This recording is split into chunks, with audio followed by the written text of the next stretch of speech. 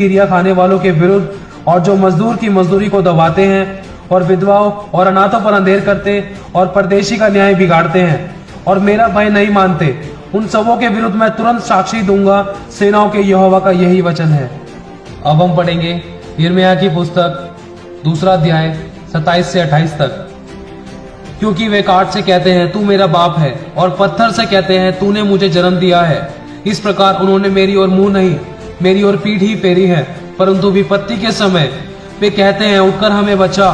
परंतु जो देवता तूने बना लिए हैं वे कहाँ रहे? यदि वे तेरी विपत्ति के समय तुझे बचा सकते हैं तो अभी उठे, क्योंकि हे यहूदा तेरे नगरों के बराबर तेरे देवता भी बहुत से हैं। परमेश्वर का वचन संसार को मिस्र कहता है। परमेश्वर ने मिस्र के विषय में भारी भविष्यवाणी की है। आइए हम वचन से पढ़ेंगे। यशायाह 19 अध्याय 1 से 4 तक। मिस्र के विषय में भारी भविष्यवाणी देखो, यहोवा शीघ्र उड़ने वाले बादल पर सवार होकर मिस्र में आ रहा है, और मिस्र की मूरतें उसके आने से थरथरा उठेंगी, और मिस्रियों का हृदय बैठ जाएगा। और मैं मिस्रियों को एक दूसरे के विरुद्ध उभारूंगा, और वे आपस में लड़ेंगे, प्रत्येक अपने भाई से और हर एक अपने पड़ोसी से लड़ेगा। नगर नगर में और राज्य राज्य में युद्ध छिड़ेंगे, और मिस्रियों की बुद्धि मारी जाएगी, और मैं उनकी युक्तियों को व्यर्थ कर दूंगा। और वे अपनी मूर्तियों के पास और ओजो और फुसफुसाने वाले टोनों के पास जा जाकर उनसे पूछेंगे। परंतु मैं मिस्रियों को एक कठोर स्वामी के हाथ में कर दूंगा, और एक क्रूर राजा उन पर प्रभुता करेगा। प्रभु सेनाओं के यहोवा की यही वाणी है। ये सभी बातें परमेश्वर संसार के बारे में कह रहा है। आइए हम पढ़ते हैं मत्ती 24 अध्याय। जब यीशु मंदिर से निकलकर जा रहा था तो उसके चेले उसको मंदिर की रचना दिखाने के लिए उसके पास आए। उसने उनसे कहा, तुम यह सब देख रहे हो ना? मैं तुमसे सच कहता हूँ, यहाँ पत्थर पर पत्थर भी न छूटेगा जो ढाया ना जाए। जब वह जैतून पहाड़ पर बैठा था तो चेलों ने एकांत में उसके पास आकर कहा, हमें बता कि ये बातें कब होंगी, तेरे आने का और जगत के अंत का क्या चिन्ह होगा? यीशु ने उनको उत्तर दिया, सावधान रहो, कोई तुम्हें भरमाने न पाए, क्योंकि बहुत से ऐसे होंगे जो मेरे नाम से आकर कहेंगे कि मैं मसीह हूँ, और बहुतों को भरमाएंगे। तुम लड़ाइयों और लड़ाइयों की चर्चा सुनोगे तो घबराना जाना, क्योंकि इनका होना अवश्य है। परंतु उस समय ऐसा अंत होगा, क्योंकि जाति पर जाति और राज्य पर राज्य चढ़ाई करेगा, और जगह जगह अकाल पड़ेंगे और भूकंप होंगे। ये सभी बातें पीड़ाओं का आरंभ होंगी। प्रार्थना किया करो कि तुम्हें जाड़े में या सब्त के दिन भागना ना पड़े, क्योंकि उस समय ऐसा भारी कलेश होगा जैसा जगत के आरंभ से ना अब तक हुआ और ना कभी होगा। यदि वे दिन घटाए ना जाते तो कोई प्राणी ना बचता, परंतु चुने हुओं के कारण वे दिन घटाए जाएंगे। देखो, मैंने पहले से तुम्हें ये सब कुछ कह दिया है, क्योंकि जैसे बिजली पूर्व से निकलकर पश्चिम तक चमकती है, वैसे ही मनुष्य के पुत्र का भी आना होगा। जहां लोथ हो वहीं गिद्ध इकट्ठे होंगे।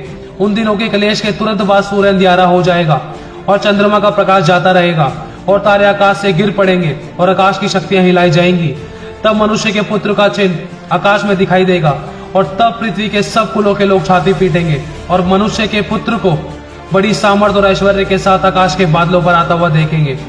वह तुरही के एक बड़े शब्द के साथ अपने दूतों को भेजेगा, और वे आकाश के इस छोर से उस छोर तक चारों दिशाओं से उसके चुने हुए को इकट्ठा करेंगे। मैं तुमसे सच सच कहता हूँ कि जब तक ये बातें पूरी ना हो ले, तब तक इस पीड़ा का अंत नहीं होगा। आकाश और पृथ्वी टल जाएंगे, परंतु मेरी बातें कभी न टलेंगी। उस दिन और उस घड़ी के विषय में कोई नहीं जानता, न स्वर्ग के दूत और न पुत्र, परंतु केवल पिता ही जानता है। जब मनुष्य का पुत्र अपनी महिमा में आएगा और सब स्वर्गदूत उसके साथ आएंगे, तो वह अपनी महिमा के सिंहासन पर विराजमान होगा, और सब जातियां उसके सामने इकट्ठा की जाएंगी।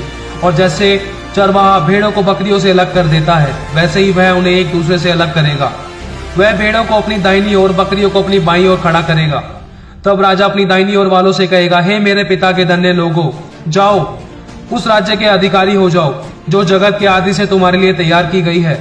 क्योंकि मैं भूखा था और तुमने मुझे खाने को दिया, मैं प्यासा था, तुमने मुझे पानी पिलाया, मैं परदेशी था, तुमने मुझे अपने घर में ठहराया, मैं नंगा था और तुमने मुझे कपड़े पहनाए, मैं बीमार था, तुमने मेरी सुधि ली, मैं बंदी गृह में था और तुम मुझसे मिलने को आए। तब धर्मी उसको उत्तर देंगे, हे प्रभु, हमने कब तुझे भूखा देखा और खिलाया, या प्यासा देखा और पानी पिलाया? हमने कब तुझे परदेशी देखा और अपने घर में ठहराया, या नंगा देखा और कपड़े पहनाए? हमने कब तुझे बीमार या बंदी गृह में देखा और तुझसे मिलने को आए? तब राजा उन्हें उत्तर देगा, मैं तुमसे सच कहता हूँ कि तुमने जो मेरे इन छोटे छोटे भाइयों में से किसी एक के साथ किया, वह मेरे साथ ही किया। तब वह भाई और वालों से कहेगा, हे शापित लोगों, मेरे सामने से उस अनंत आग में चले जाओ जो शैतान और उसके दूतों के लिए तैयार की गई है। क्योंकि मैं भूखा था और तुमने मुझे खाने को न दिया, मैं प्यासा था, तुमने मुझे पानी नहीं पिलाया, मैं परदेशी था और तुमने मुझे अपने घर में नहीं ठहराया, मैं नंगा था और तुमने मुझे कपड़े नहीं पहनाए, मैं बीमार और बंदी गृह में था और तुमने मेरी सुधि ना ली। तब वे उत्तर देंगे कि हे प्रभु, हमने तुझे कब भूखा या प्यासा या परदेशी या नंगा या बीमार या बंदी गृह में देखा और तेरी सेवा टहल ना की। तब वे उन्हें उत्तर देगा, मैं तुमसे सच सच कहता हूँ कि तुमने जो इन छोटे से छोटे में से किसी एक के साथ नहीं किया, वह मेरे साथ भी नहीं किया। और ये अनंत दंड भोगेंगे, परंतु धर्मी अनंत जीवन में प्रवेश करेंगे। अब आप जान ही गए होंगे कि परमेश्वर का वचन आपसे कहता है कि अपने आप को परखो, अपने आप को जांचो। परमेश्वर का वचन एक आईना है आपके लिए, क्योंकि उसका वचन कहता है कि सारे हे प्रभु करने वाले स्वर्ग के राज्य के वारिस ना होंगे। ये सभी वचन आपको वीडियो के नीचे डिस्क्रिप्शन में दे दिए जाएंगे। प्रभु आप सभी को बहुत ऐसे आशीष देता रहे। आमीन।